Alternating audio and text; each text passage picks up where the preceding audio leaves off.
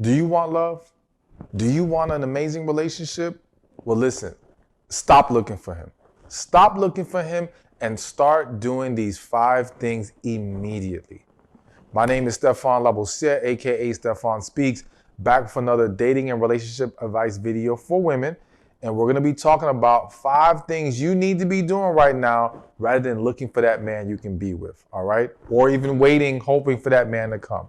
Anyways, before we begin, be sure to like this video, share it, subscribe to this channel, and leave your comments below. Now listen, let me make this very clear.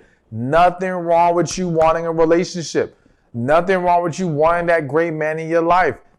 Don't deny those desires. Don't reject them. Don't try to act like this it's not important to you. That's not the purpose of this video or this message I'm trying to convey. I simply want you to shift your focus onto things that are going to be much more beneficial for you right now, but yes, will still actually set you up even greater to receive that amazing relationship and that amazing man. So to get right to it, number 1, start finding your purpose. So listen, I have a saying, and it is, if you don't know where you're headed in life, you don't know who belongs on that path with you, all right? So I see a lot of women trying to, again, seek out a relationship or hoping and focusing on relationships, but they're not focusing on finding who they are. They're not focused on discovering their true self, which also lines with or connects with finding their purpose, all right? And so this is a time in your life to be doing that because, again, for some of you, it's in that process or it's in getting to that place that you'll actually meet that guy.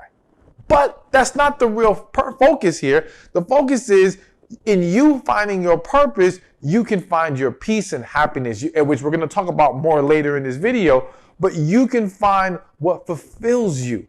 You can find that value within yourself because it's when we don't have purpose that we start trying to attach ourselves to different things, many times things that do not belong in our life, things that we should not be engaging in, and we make it much more difficult to now get into proper alignment with where God wants us to be.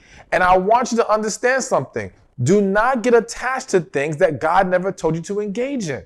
Now, I know that's easier said than done because we've all done it on some level or at some point in our life. But again, I'm going to repeat, do not get attached to things God never told you to engage in. And so to give you a perfect example of how that can happen and how not finding your purpose early on can now create problems for you later in life as well as with relationships. So quick story, I had a client one time and I can't remember the exact field she got into. But let's just say she got into corporate America. She was trying to make a career for herself and she worked her way up to CEO and she was killing it, all right? And she was CEO, I can't remember what city she was in, but she was CEO, let's just say for the sake of the story, in LA, all right? Time goes on and she meets a successful man who happens to live in Milwaukee. Again, I'm just making these cities up. I can't remember the exact story. But this is a true story. Guy lives in Milwaukee, successful man, has it together. They had an amazing connection, all right? But now he wants her to move to Milwaukee so they can be together. But because she's so locked into her career, and let me make it clear, career does not equal purpose. Success doesn't even equal purpose. So there are plenty of people who are successful and not walking in purpose, which is why they still have depression, which is why they are not fulfilled, which is why they're trying to fill that void with all kinds of unhealthy things. Because success and money do not always bring fulfillment and they do not equal purpose. So with that said, this woman was locked into her career because it can become very difficult as a human being, man or woman, to have worked so many years building yourself up in this specific area, whether you belong there or not, to now let all that go and take a leap of faith and move in a different direction. Now, she would have been well taken care of. She had money saved up over years. It's not like she didn't have a cushion that would allow her to take this kind of a chance. But again, emotionally, she was attached to this career. When it was all said and done, she never made the move. They never got together. And in her mind, was how could he expect her to leave her job and all these things? But what's more important to you? That career or that love? And if your purpose was with that man, then you're just undermining that. Now let's talk about that for a second. Because for some of you, and maybe some of you may not like hearing this, but this is just the reality, and I have to be spiritually honest here. Some of you, your purpose is within the man you're going to be with. It is going to be you who will be his multiplier, who will be his magnifier, so to speak. It is when you come together with him. Now, granted, there is a process you have to go through before you get to him. So there's still a purpose process that you have to find, all right, that will lead you to that. But understand that it may not be you doing your own thing, so to speak. It may be you doing something with him, that you two together will create this amazing force, all right? Because another thing that's kind of hitting my spirit, a lot of people have this mentality of, I want to be a power couple. And they think power couple is this woman who's been doing her own thing and this man who's been doing his own thing. And they come together, and together there's this powerful force. But what people don't realize is many of these quote unquote power couples are a facade. There's no balance in the relationship. They're unable to truly come together because they're both attached to what they have going on. So on the surface, it looks great, but emotionally, there is no true connection there. Spiritually, there is no true alignment there. They're not the power couple we should be aiming for. A power couple is two people who, when they come together, make something even greater. All right. And together are able to move in the same direction with each other, not pulling each other apart, not, going away from each other, not being able to pour into each other. No, they're able to come together, pour into each other, make things happen with each other. They're in alignment. That's the kind of power couple we should be striving for. But all that to say that, yes, for some of you, your purpose may be there. But to get back to the point that I was making, when you become so attached to things that you've decided to do in your life, that God never gave you direction to do, you now make it hard to pull away, and this can block you from greater blessings. So you want to take this time to find purpose, take this time to seek direction from God, do what he wants you to do, and not get caught up in what you think you should be doing. And allow yourself to go through that quote unquote purpose process and get into proper alignment. Again, so that you can be happy for you, so that you can have the peace that you need, but it can definitely set you up for that amazing relationship that you desire as well. So let's get to number 2. And number 2 is start finding your peace. All right. So here's the other thing. And again, I'm a coach. I've seen so many different situations. And what I've seen happen is people desiring relationship, people desiring love, but not creating a peaceful environment for themselves first. And so now what happens is, even if you meet a person, you're now bringing them into chaos. All right. They now have to deal with the toxicity of your world that exists, or the unrest of your world that exists, or the fact that you are depleted and drained and worn down with what you have to deal with because you don't have peace. And now they have to deal with a lower version of you. They have to deal with your lesser self, so to speak. All right. And too many people have this mentality of, well, if they really love me, they should be there for me and to support. No, if you really love them, then you'd want to bring them your best self. Now, listen, none of us are going to be perfect. We're going to have our moments. However, are you really setting yourself up to bring your best to the table? Or are you expecting someone to just fit and be convenient to your world? So you've got to find and create your peace. That means start to locate the toxic energy in your life. Start to eliminate the distractions and the unnecessary things in your life. Start to create an environment that breeds harmony, peace, love, positivity. So that now when you meet someone, they are coming into a beautiful world, not a damaged, dysfunctional one. And again, it's not even just about you. You've experienced this where you've met a man where that's what he did to you. He expected you to walk into his dysfunctional world and either deal with it or help them fix it. And it's like, yo, what do you mean? We just met. Like, you want me to just fix things? No, you got to come with your best, or at least try to come with your best. All right. So find your peace. Again, create that environment. Do the things that are necessary. Make the necessary changes. All right. If you have toxic family members, hell, let's focus on addressing that now, because I've seen relationships end because of toxic family members and toxic friends. But if you took the time, as you are now, to nip that in the bud, you won't have to worry about that.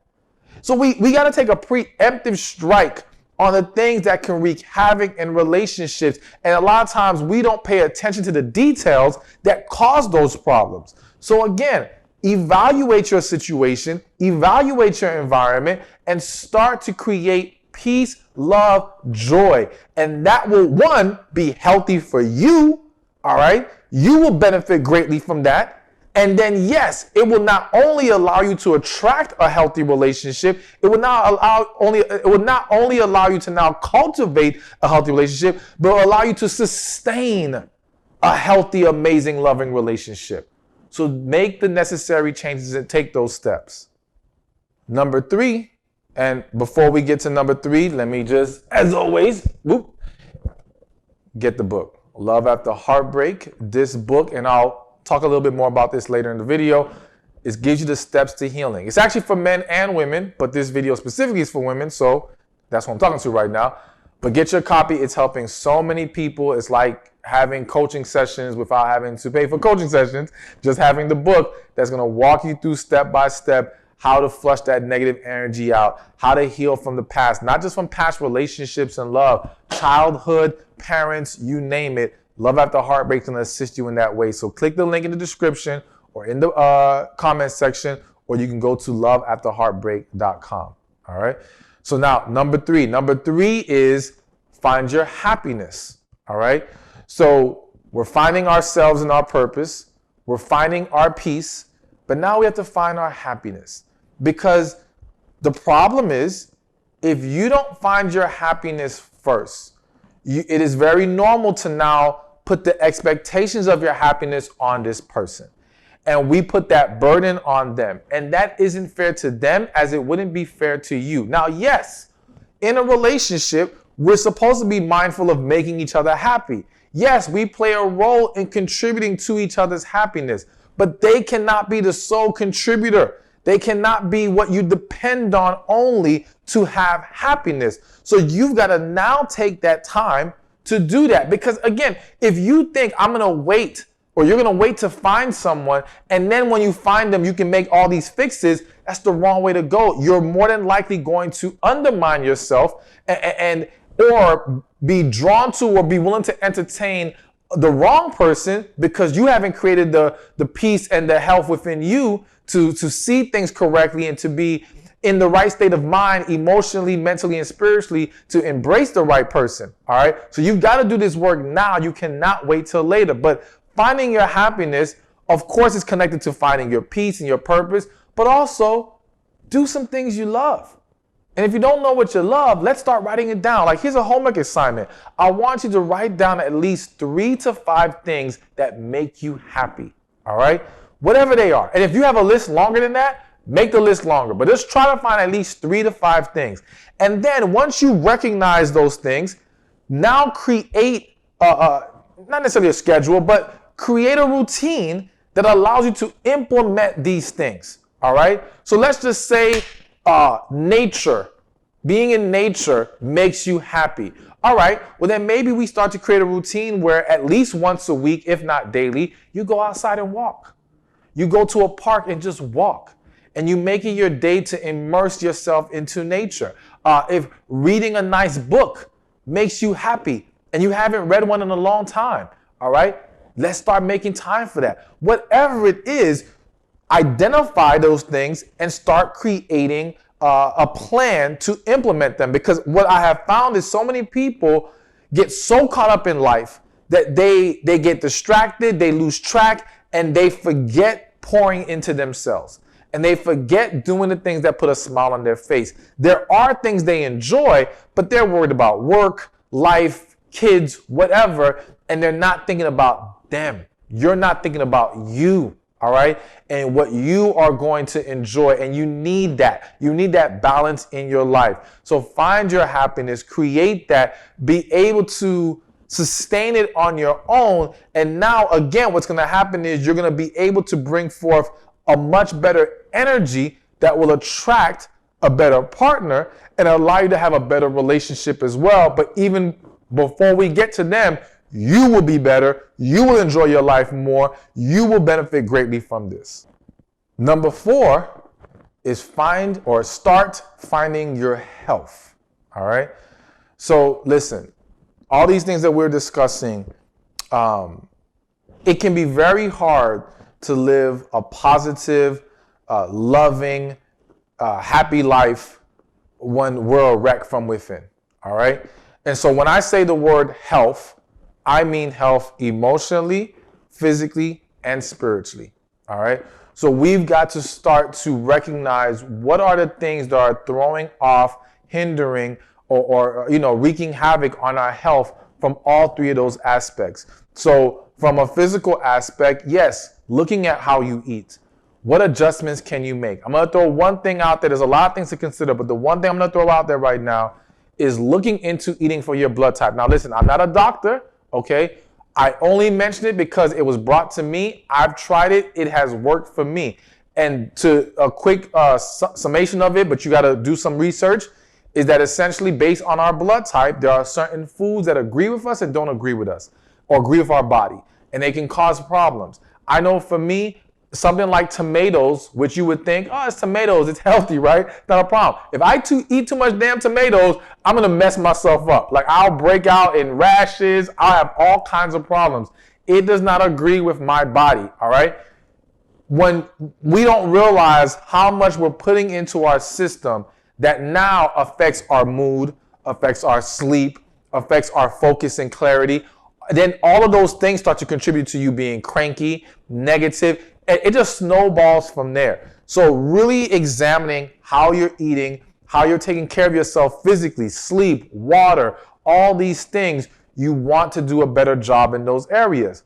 When it comes to your health emotionally, that's about healing. That's about getting the book Love After Heartbreak, all right? Making sure you flush out that negative emotional energy, releasing that emotional trauma, really changing your mindset with how you think, rejecting negative thoughts, rejecting things that pull you into an unhealthy mindset, and managing things like the TV that you're watching, the sites you're going on the internet, the music you're listening to. All these things can impact you from an emotional level as well as a mental level, all right?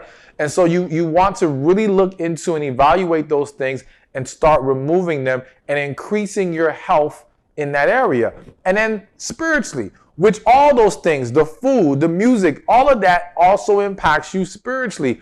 But getting things to help balance that out, all right? Maybe it's reading more scripture. Maybe it's watching more sermons online. Maybe it's reading books on spirituality, prayer and meditation. Whatever route you're going to take that's comfortable for you right now is fine. Just start implementing something. And again, increase your health in all those areas. And so all you're doing is becoming a better version of you, a better, healthier version of you, which again, works to your benefit first and foremost, but yes, it increases your ability to receive, maintain a healthy, loving relationship with an amazing partner, all right? So you want to consider all these things. And listen, I just feel the need to say this. You have to understand that a great life takes work. That's the bottom line. I know some of y'all might be thinking, man, damn, this is too much. Like, well, I don't want to do all this. Why I got to do all that? Listen, a great life takes work, but it's work that is worth it. All right. So don't reject it. And maybe you can't do everything in this video right away, but start tackling the little things here and there. Start identifying what you can make immediate changes with, and just start on that path as soon as possible and build yourself up to doing all these things eventually. Again, none of us will be perfect. We're going to fall off sometimes and make our mistakes, but it's all about you fall down, you get back up, and you keep going and you keep pushing forward. All right. And now, last but not least, start putting your faith in God. All right. So essentially, all these things that we talked about are going to help you in your growth, in becoming a better you. But again, me as a man of God, I firmly believe in strengthening your relationship with God as a foundational piece to getting yourself into proper alignment. Because the reality is that with God, you'll be able to find your purpose easier. With God, I believe you're going to be able to find your peace and happiness easier. You're going to be able to align yourself with the right people easier because you have God at the forefront. And what that means to me, that I feel the need to convey to you, it's not about the religion of it all right? It's about the relationship. It's about you praying. It's about you seeking God's guidance. It's about you learning to connect with your spirit more. You know what I'm saying? Like, it's not about all the other people and what they say you got to do and this, that, and the other. No, it's just get closer to God. And one thing I'll mention, because I actually just recently did it, and I've done it in the past, is fasting, all right? I was going through some stuff a month ago. I'm not going to lie to y'all. I was going to, while I was doing all these videos, I was going through some stuff, okay? And I was not in a great place mentally and emotionally. And I was battling. And so, thanks to a friend who kind of reminded me, like, hey, man, why don't you go on a fast? And I said, you know what? You're right. I haven't done that in a while. And I went 3 days, no food, just water. Best thing whenever I do a fast, to me, it's like the best thing I ever did. And once again, it was great. It helped me. It really got me back into proper alignment. It shook some things loose. I definitely connected more. There were some things revealed to me spiritually in those 3 days. So now I have greater clarity on my life, my direction. So much was gained from those 3 days. All right. And so again, because, I don't want you guys to hear this and jump right into trying to fast for 3 days and you never even done a day before, but look into it. Consider it. Maybe you start off with just a slot of hours. Maybe you work yourself up to 24 hours, but also do your research. Also depends on what your medical conditions are, what may be acceptable for you, or things maybe you shouldn't try just yet, depending on where you are.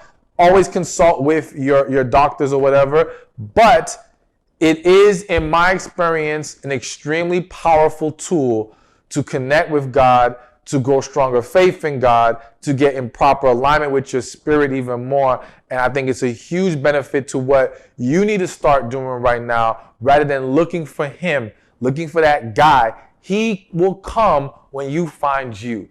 He will come when you become who God created you to be. And you will be able to have something amazing with him because you are where you need to be in life. So let that be your focus and watch the benefits and the blessings start to rain upon you. All right. Hey, thank you for watching this video. Be sure to check this one out right here, and I'll see you there. Every day you deal with so much.